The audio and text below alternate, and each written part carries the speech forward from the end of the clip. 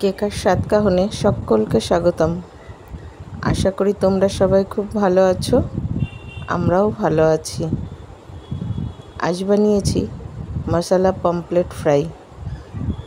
তাহলে আসো দেখে নিই কীভাবে করছি মশলা পমফ্রেট ফ্রাই। সঙ্গে থাকো। মশলা পমফ্রেট ফ্রাই করার জন্য পমফ্রেট মাছটাকে খুব সুন্দর করে কাট লাগিয়ে নিচ্ছি। খুব ভালো করে কেটে নিচ্ছি এই জন্যে যাতে ওর ভেতরে মশলাগুলো খুব সুন্দরভাবে প্রবেশ করতে পারে, তাহলে মাছের স্বাদটা অনেক গুণ বেড়ে যায়। আমি দু পিটি খুব সুন্দর করে কাট লাগিয়ে নেব। খুব ধৈর্য ধরে সুন্দরভাবে কাটগুলো লাগাতে হবে। দেখো কত সুন্দর করে আমি কাট লাগিয়ে নিয়েছি। দেখতেই পাচ্ছ তোমরা, দু পিঠেই খুব সুন্দর করে কাট করে নিয়েছি। আমি নিয়ে নিয়েছি 6 পিস পমফ্রেট মাছ। এখন দিয়ে দিচ্ছি এতে লেবু।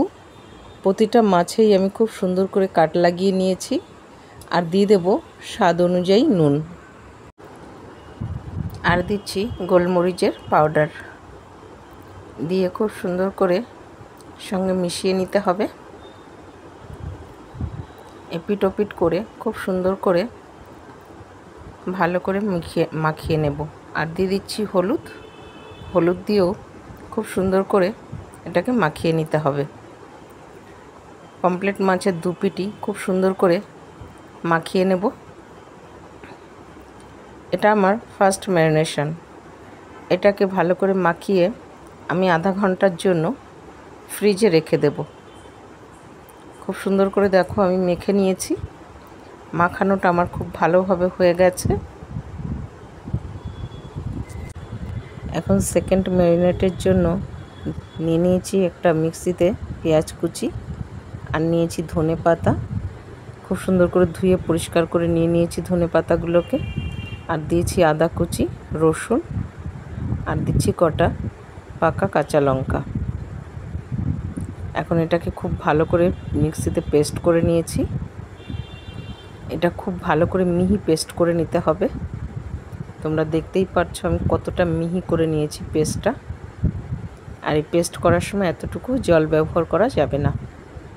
আর এখন ঘরের কিছু গুঁড়ো মশলা দিয়ে দেব, যেরকম ধনে গুঁড়ো, জিরে গুঁড়ো, গরম মশলা, কাশ্মীরি লঙ্কার গুঁড়ো।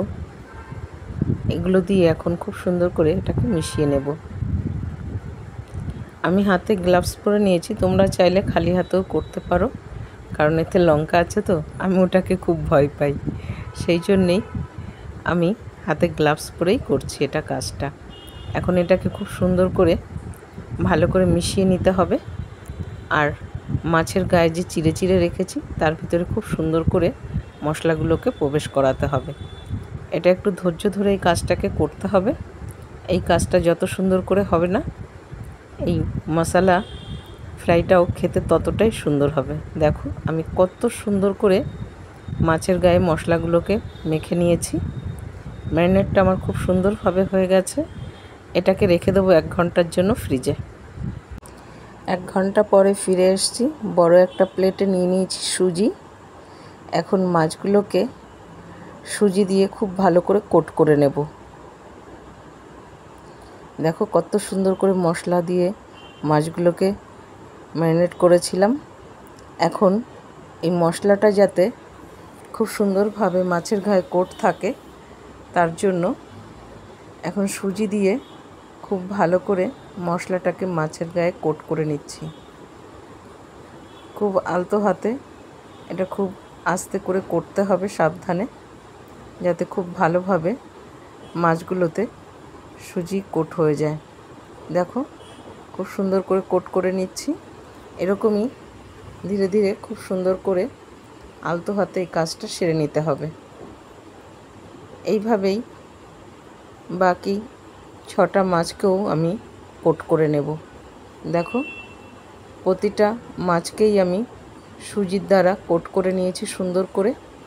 আর এখন আমি একটা প্যানে তেল গরম করে নিয়েছি, আর তার মধ্যে একটু নুন দিয়েছিলাম, সেটা আমার তোলা হয়নি। নুন দিলে কি হয়, তুমি যে মাছটা ভাজবে সেটা আর প্যানের গায়ে লাগে না। আর তেলটা গরম করে তার মধ্যে দিয়ে দিয়েছি একটু ঘি, তাহলে ঘিটা জ্বলবে না।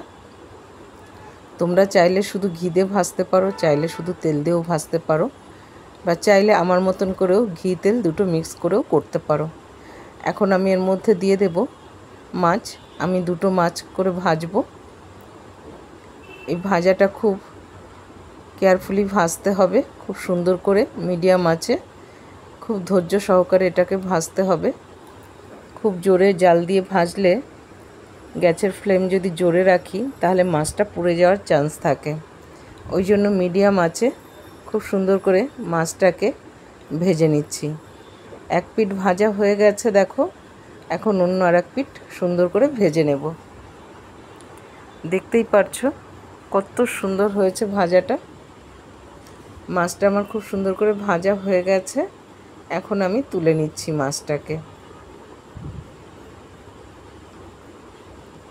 মাছ দুটোকে আমি তুলে নিয়েছি। আমি আর একটু এই তেলের মধ্যে ঘি দিয়ে দিয়েছি, আর একটু তেল দিয়ে দিয়েছি, দিয়ে গরম করে আবার বাকি আরও দুটো মাছকে আমি ভেজে নেব। এইভাবে পরে আরও দুটো মাছ থাকবে, সেটাকেও ভেজে নেব। এখন সুন্দর করে এই মাছগুলোকেও আবার উল্টে পাল্টে ভেজে নেব। দেখো আবার উল্টে দিচ্ছি মাছগুলোকে। এই মাছটাও কিন্তু খুব সুন্দর করে ফ্রাই করা হয়ে গেছে। দেখতেই পারছো কত সুন্দর করে মাছটাকে ফ্রাই করে নিয়েছি আমি তোমাদেরকে দুবার করে দেখিয়ে দিলাম মাছটা ফ্রাই করা। এরপরে আর যে মাছটা আছে সেটা আমি এইভাবেই ভেজে নেব। মশলা পমফ্রেট ফ্রাই তো আমি করে নিয়েছি, এখন প্লেটিং করার সময়। তো এখন আমি খুব সুন্দর করে এটাকে সার্ভ করে নিচ্ছি। দেখো লেবু, শসা, পেঁয়াজ, ধনেপাতা, লঙ্কা দিয়ে আমি খুব সুন্দর করে সার্ভ করে নিয়েছি। মা দেখো পমফ্রেট মাছ ফ্রাই করেছি, কেমন হয়েছে খেয়ে বলো তো। পমফ্রেট? হ্যাঁ,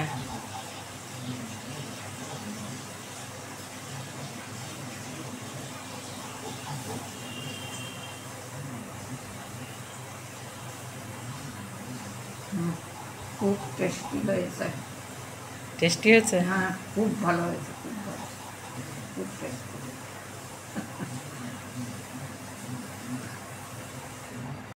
বাবু পমফ্রেট মাছ ফ্রাই করেছি, খেয়ে বলো তো কেমন হয়েছে। Pomfret fry?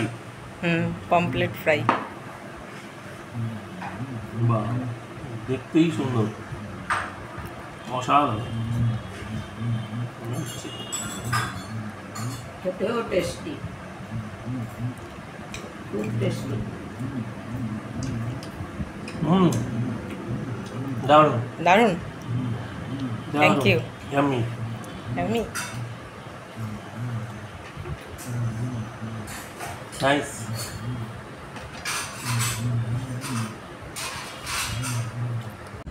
আমার বানানো রেসিপি তোমাদের যদি ভালো লেগে থাকে তাহলে লাইক, শেয়ার, কমেন্টস করতে ভুলো না। তোমাদের কমেন্টস পড়তে, রিপ্লাই করতে আমার ভীষণ ভালো লাগে। তো চাই তোমরা অনেক অনেক কমেন্টস করো। তাহলে এখানেই শেষ করছি। সবাই ভালো থাকবে, সুস্থ থাকবে। দেখা হবে পরের আর একটি ব্লগে।